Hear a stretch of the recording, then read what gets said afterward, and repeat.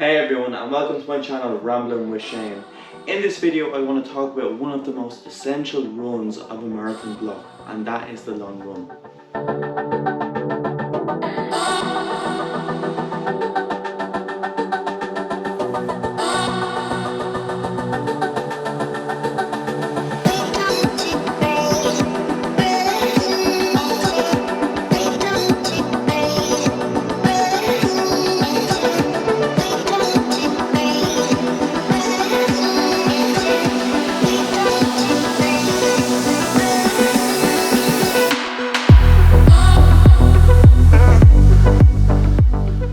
So long runs are essential for any training marathon block. The reason being is that they train the body and mind to be mentally and physically ready for everything a marathon is going to throw at you.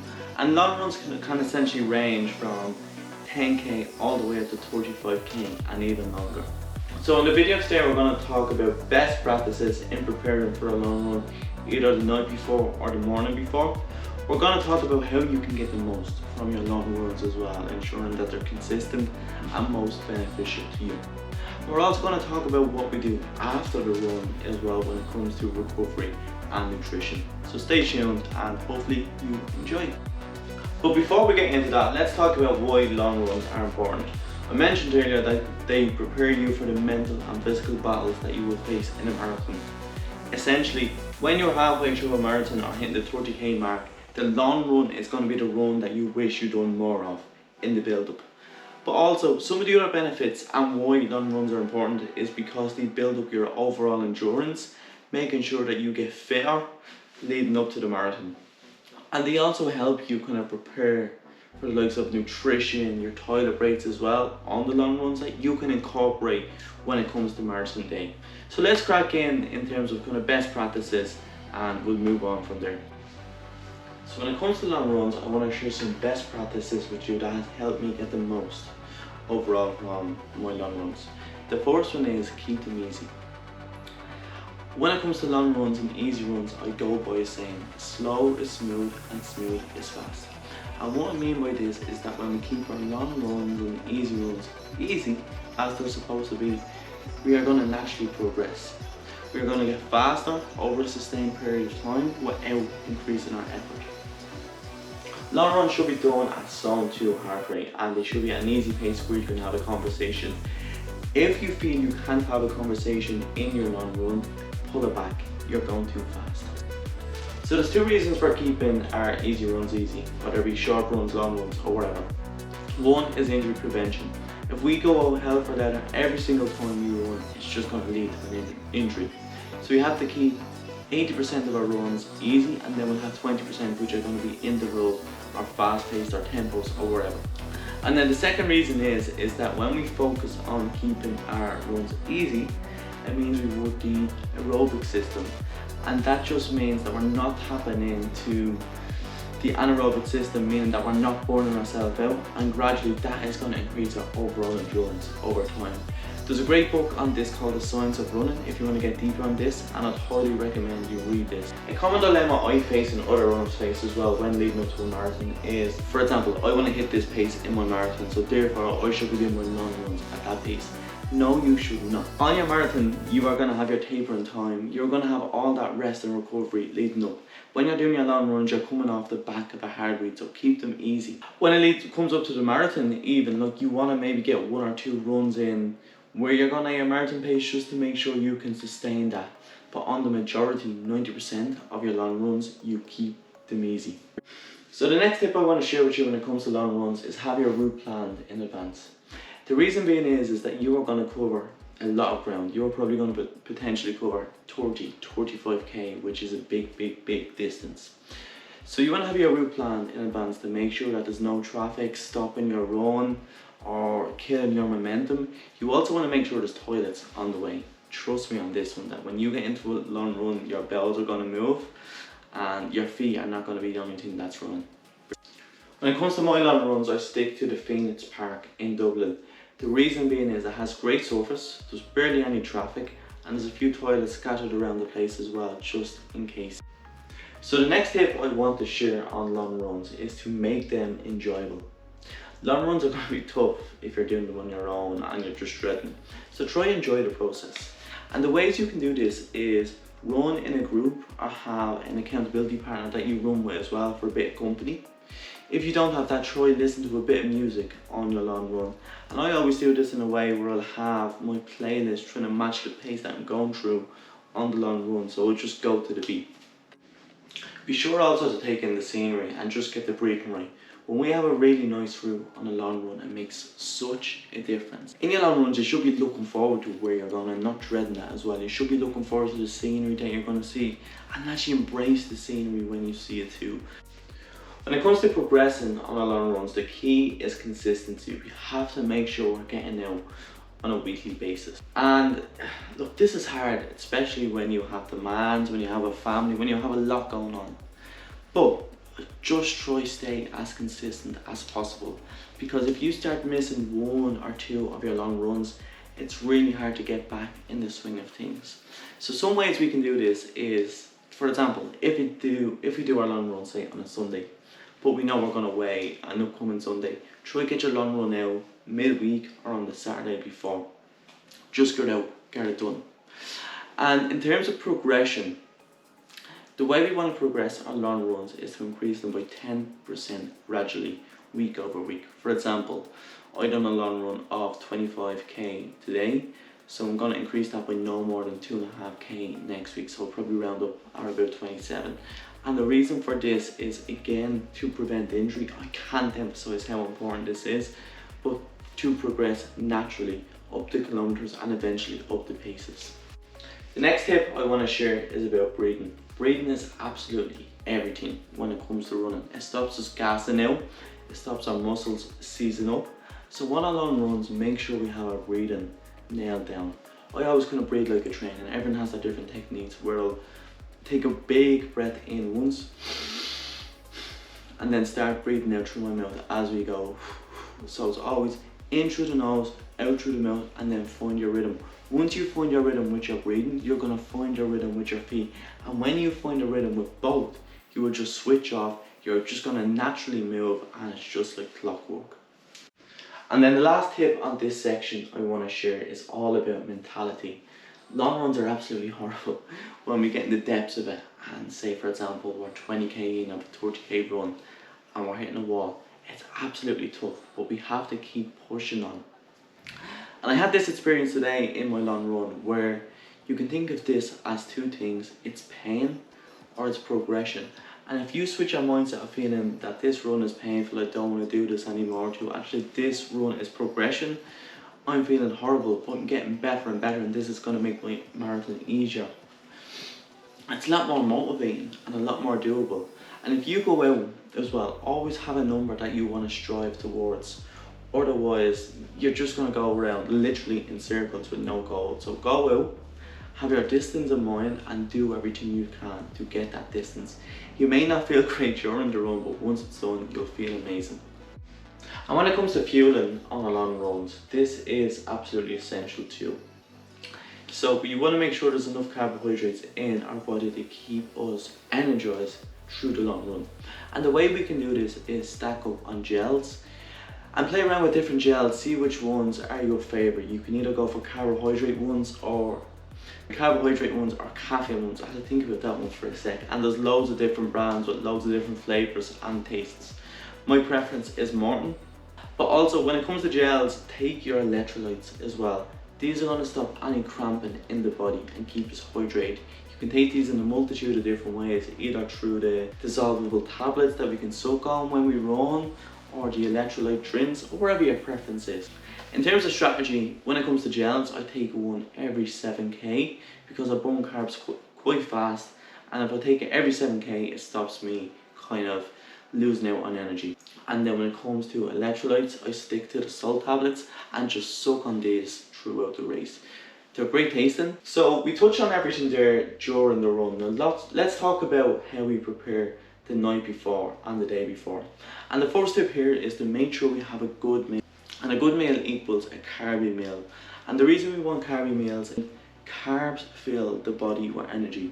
When we run, carbs go into glucose, and then glucose fuels the muscles to keep them moving and moving and we're going to need that for a sustained period of time when we run.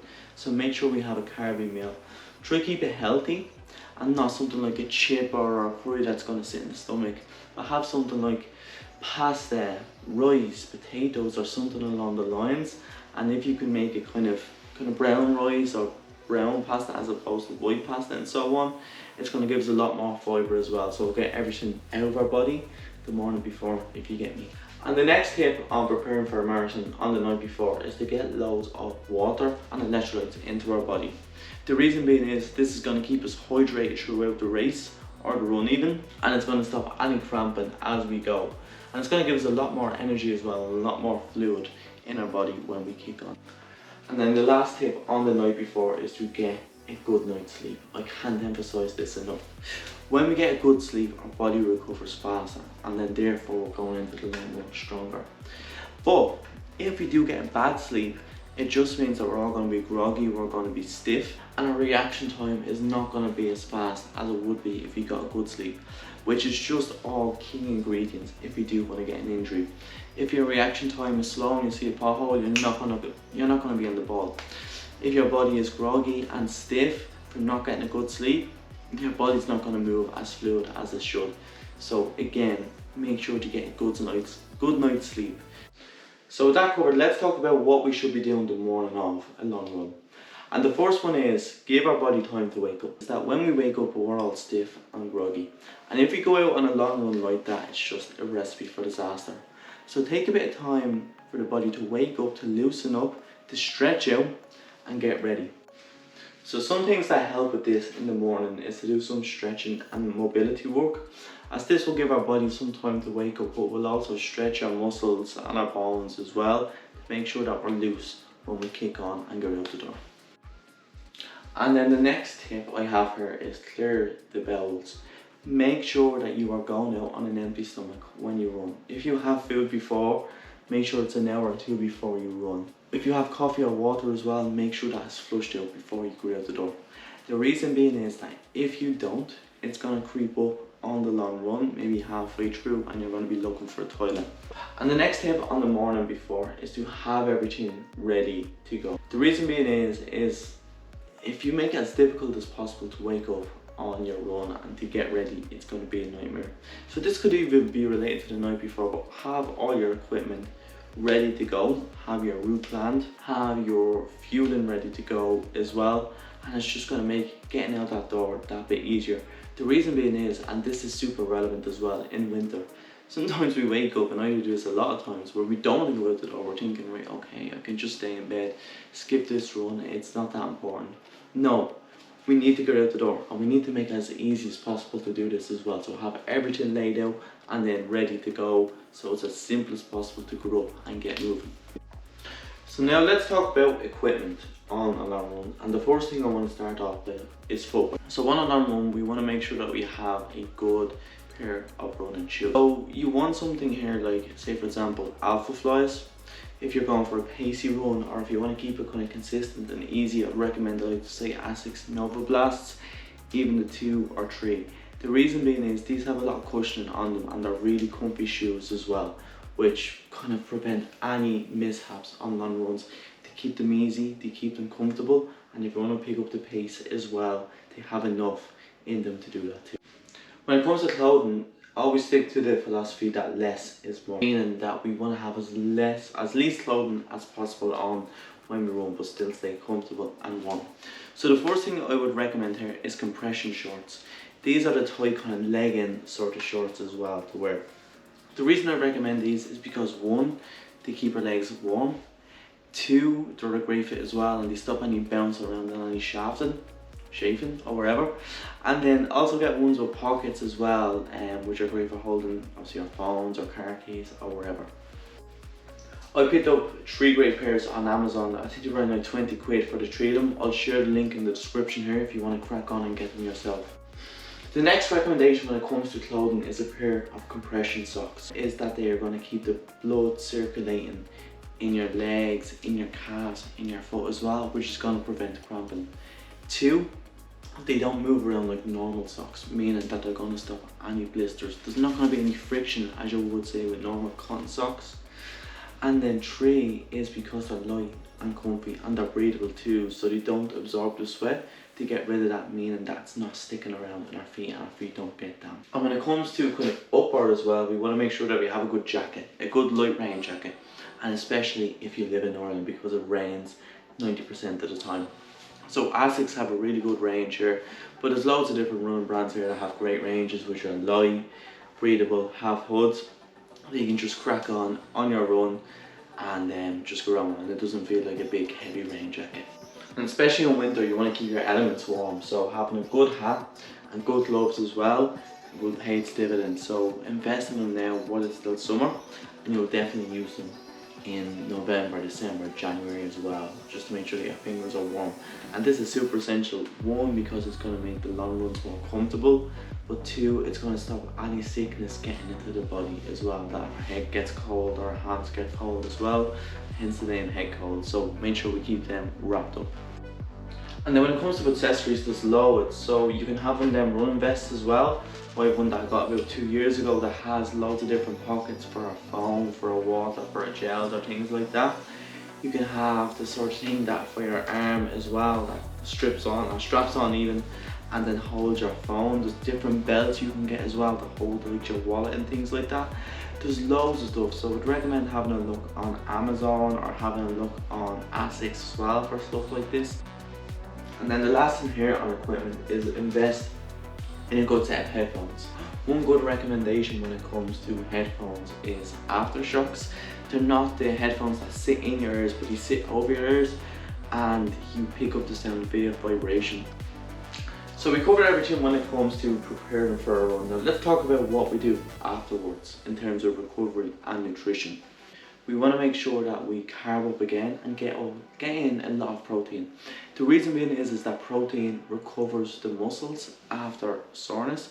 So if we get a lot of protein in, our recovery time again is going to improve and get faster, and our muscles will grow back stronger as well. Also rehydrate, so get a lot of water in, electrolytes in again, to make sure we do some sort of cool down or dynamic stretching after a long run. This is just going to loosen up the legs, get rid of all that lactic acid and the muscle soreness as well. Another thing we can do here is ice baths. So you can either do this at home or you can go to do loads of the recovery rooms as well, where you can do ice baths, you can do the compression boots, sauna, steam room and all that good stuff. And it does wonders at improving and speeding up that recovery time. So I really hope you enjoyed this video and found it useful. If you did, please like and subscribe and then share and comment. Any engagement with this video essentially helps it grow and reach more people, so that's much appreciated. If you think there's anything I have missed or can do better, please do let me know. I love feedback. And yeah, that's it for everything now. So best of luck with your marathon training. Hopefully I'll see you at a race, and yeah, keep in touch.